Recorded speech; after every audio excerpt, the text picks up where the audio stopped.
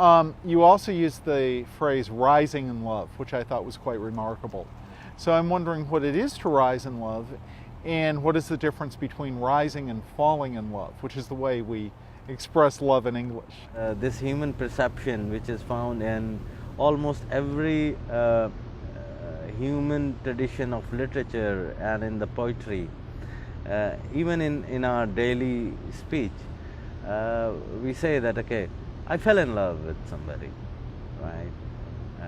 Or this love thing is like a drowning. I mean, this concept or the image comes in the mind that, okay, he's drowning into something. For me, it has always been different. It was never a falling thing. It was always something to rise with. And how I look at it, I might be like, I mean, again, it is my own experience. So I'm not challenging the people of Pen, right? They have their own experience and they are right. But to me, it was always different. I see creation and whatever has been created, it is created by love, through love, from love, and it is of love, right? Destruction is with hatred or with the absence of love, right? You want to be secure, you are in love with your own existence, and with that love you constructed the most secure and the beautiful buildings, and you start living in that. So these buildings in our background, they at some level are created by love or through love, right? Although that love was for my own self, right? So everything which is created, everything which is constructed through love. It cannot happen without that. For me, why I said that it is rising with love, that primarily I was just living. I'm just living, right? I have a very ordinary consciousness, and I am living at the level of an animal. Like, I mean, probably the other animals who share the planet with us, they also live, right? And they also do the things for their own survival. Humans are different, our survival techniques are different, right? And theirs are different. They are also living. They are at the basic conscious level or the conscious of the animal, right? Now when we talk about love, and when, I mean, people say that we fell in love, what happens? It is actually a rise, and a sudden rise. Imagine if you are in a rocket, right? And the rocket breaks the gravitational force, right? What happens? Initially, you're going to feel that you are drowning, you are falling.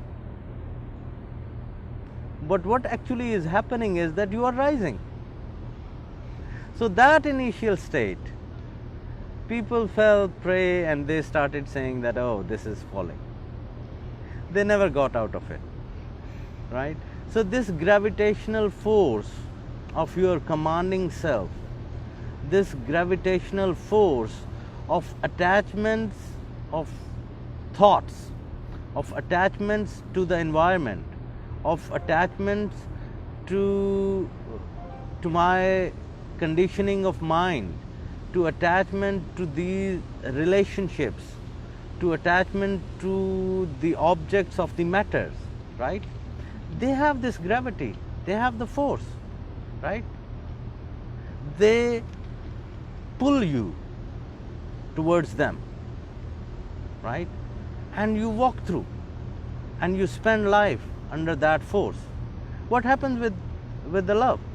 That actually it breaks that gravity of your commanding self, and initially you feel that you are falling in love, because you do not have now no more your ego. Even if your beloved is saying some hate speech to you, even if he or she is not behaving good with you, oh, I have fallen in love because I do not have power against him, right?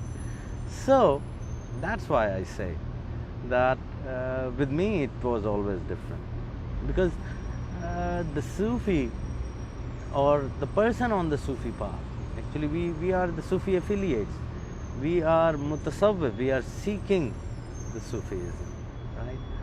But if you have gone through the practices, you won't feel this drowning, you won't see that it is falling, right?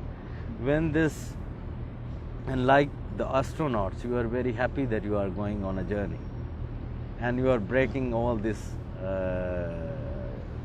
gravitational forces which have their center within you. Like, I mean, we are, this whole universe is macrocosm, and the human itself is microcosm, right? So when we see in macrocosm that a human being through rockets or through other materials is penetrating in the horizons and reaching to the different planets, within me, I am a microcosm. There must be some phenomenon. So there is a rocket of love within me, right? In which I sit, and when it rises and it takes me, it breaks that gravity of my own ego and assumption of my own self, right? I go into the other conscious levels. I rise with the love. Now I look at the horizons. Now I see that, oh, like the astronauts see when they are in the space, that it was not only my planet. My planet was just a mere point in whole this universe. So when I rise with love, right, I also see that, oh, my God, my assumption about myself, where was I? It is nothing. So that's why I say that it is always rising with love, right? So when you rise with love, then you see others also. If you are falling with love, then you are blind. Then you are not looking at the beauty or the whole picture of it. So that is the difference between rising and falling in love. Initially, the lover feels that it is falling because he is too attached to it.